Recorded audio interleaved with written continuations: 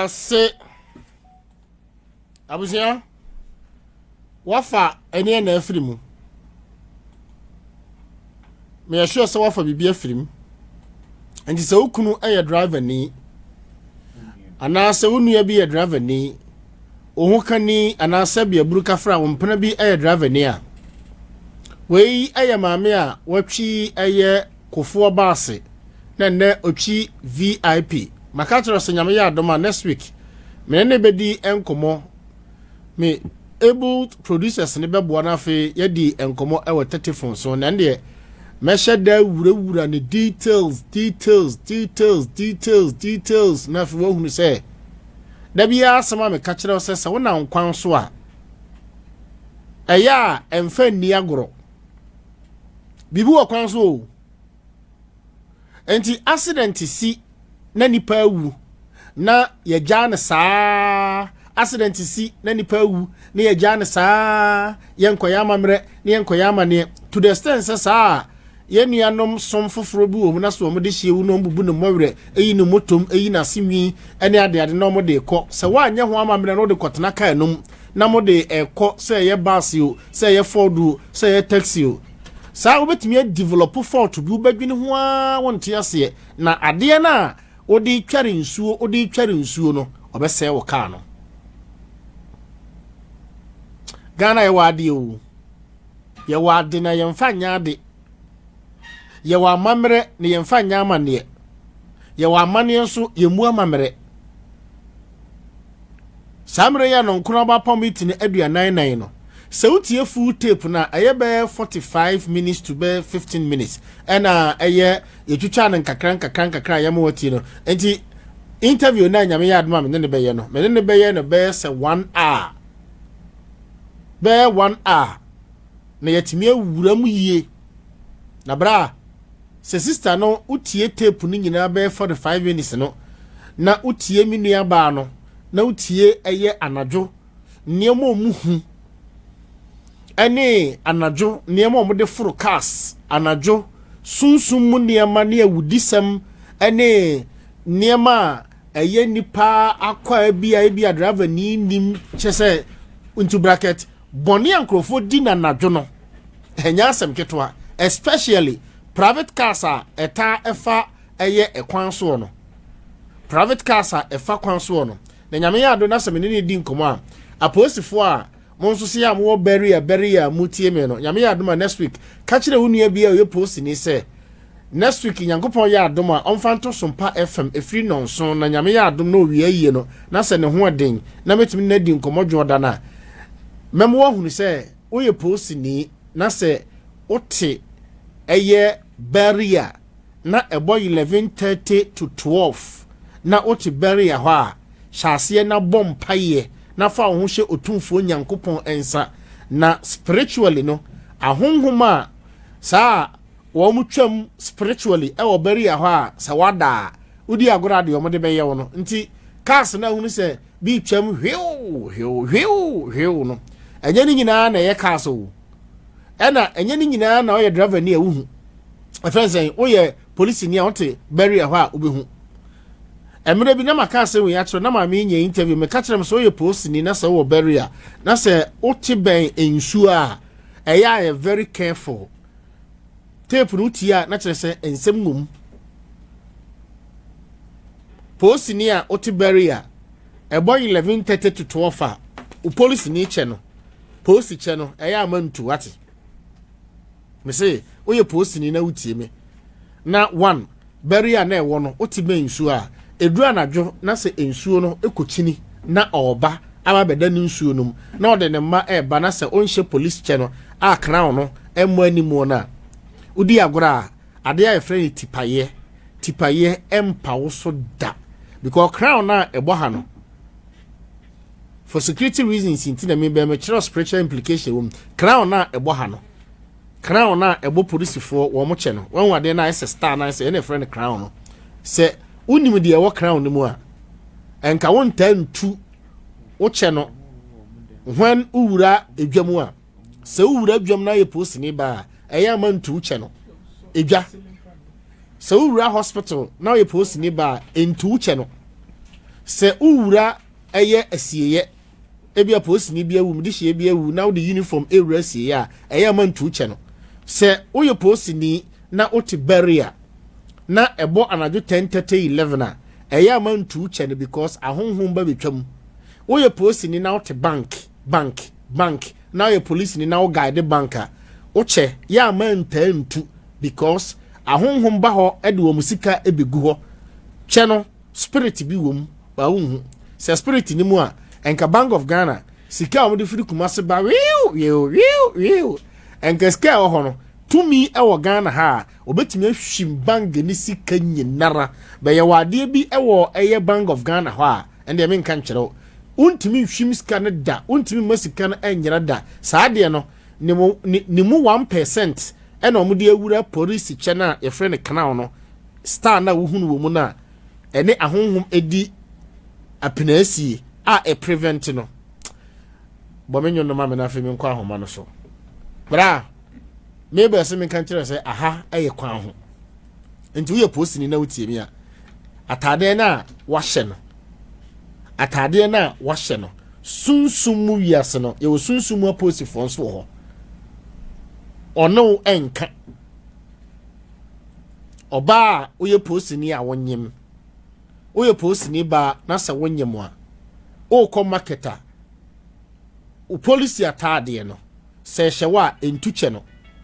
o policy atade no kora no se onhye na obehye mufti a eya afa police che no na fa to bagin ana se mane mewo especially sa wonyem a emfa niam ani agro na bibi ewo wiase nyame ya adoma meni minu aba no ebedi nkomo so ye ni wiye memere da na kwasie da ne ho to no kakra joda manyane nso a at appropriate time bi a menya no meni ne bedi enkomo afei meni oba ba konso ewosunya ha ono so watwi kofo baas ne bi atwi bases ne bi ebedi nkomo oba ba konso ono so na oye driver ono so meni ne bedi nkomo na afei mape eye wo ma etwi eye kosiaka na wo mo afiri doma ebesen ko twutwuga ene eye no niam o muhu na dwo no afi mami ahoma no mawo na eye companies bebre na aso asene mamede eye dwumadie ne ebrewo na Jelly Electricals ma Lydia anyumre ho tsesen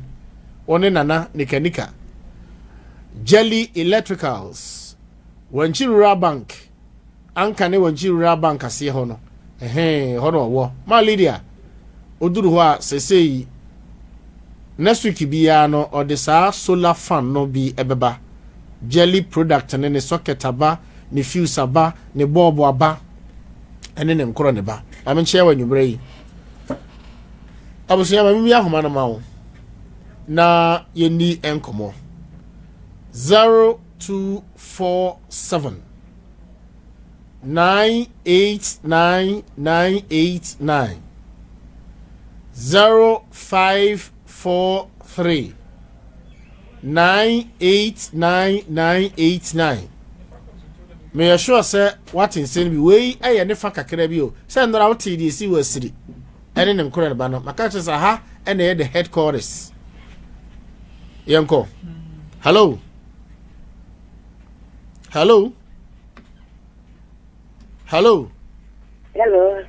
and some ewo kwan so opani madwo e na oho te san wait nyame adom na so e boko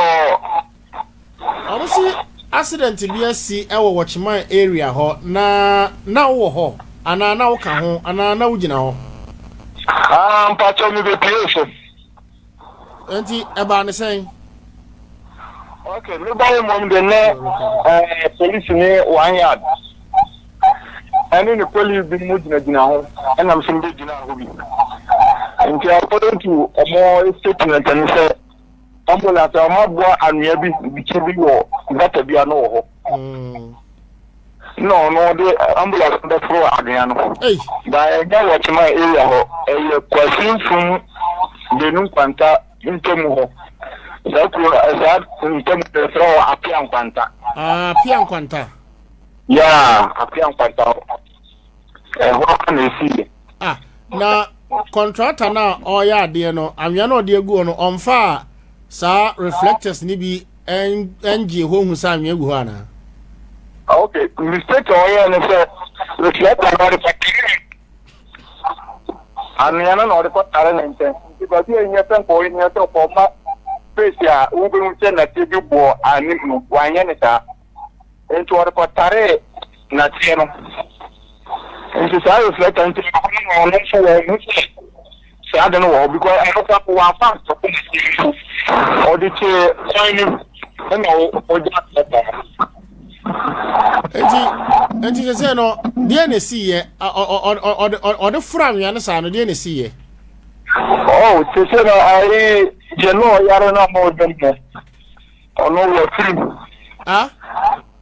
je no yaro the ambulance ni no we free wa free kanum waru Jesus wawu okanum na onya doctor oye de ne hu se wawu mbato na tinu mana fra woro o ambulance mi se sia me gina ambulance nta ni mo kete ne tingu ma ne nyina woro wa ambulance num mbato la nurse ni no so mo sha fra seriously nurse ni no so wai ono so hospital regional na driver ni na wo twini so na driver ni so sa ono so mu na hospital na de wawu na de ususu se wawu no oye ba na be ma pato oye ba enti sa ambulance no driver ni ti na nurse ni tim ena de oyare so edem to buy all means na bia de oyare no busuani so ebeka ho bata omunyira do moko enti peka po ndo moko ambulance no de wahi bia ambulance no old type no bia yellow one bi no I say new one by number 19 wa hu ne number no ambulance for na tie nka onya me number no ma me a GR 43 57 43 67 43 67 dash 19 Efri hifa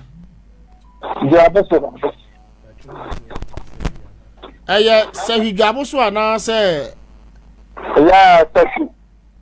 Sehigabo so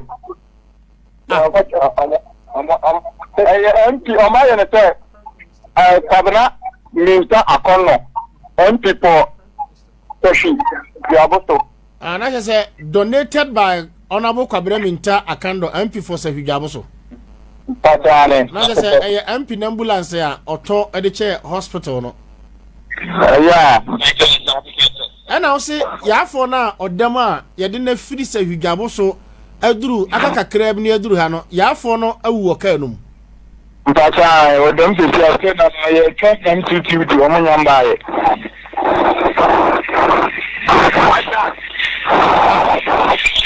na hello that's me too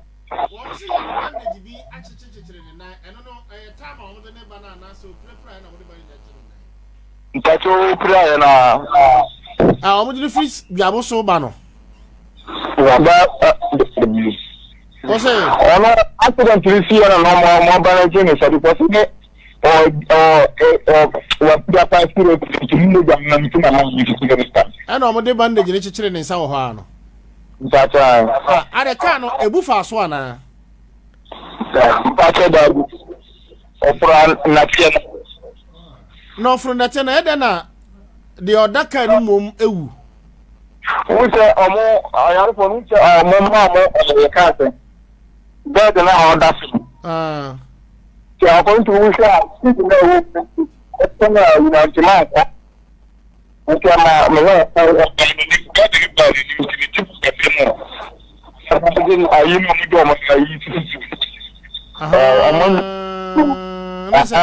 nadeɛ na ɛwɔ hɔ ne bi na ebi a ebi wɔ na na sɛ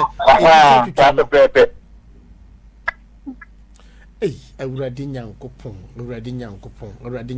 na ɔman bɛn koraa ne ɛwɔ mi sɛ watotɔ mu free sɛ hwidwabo so na aka bɛ 10 kilometers enye awurade nti body ne da so da ambulance no mu Bye.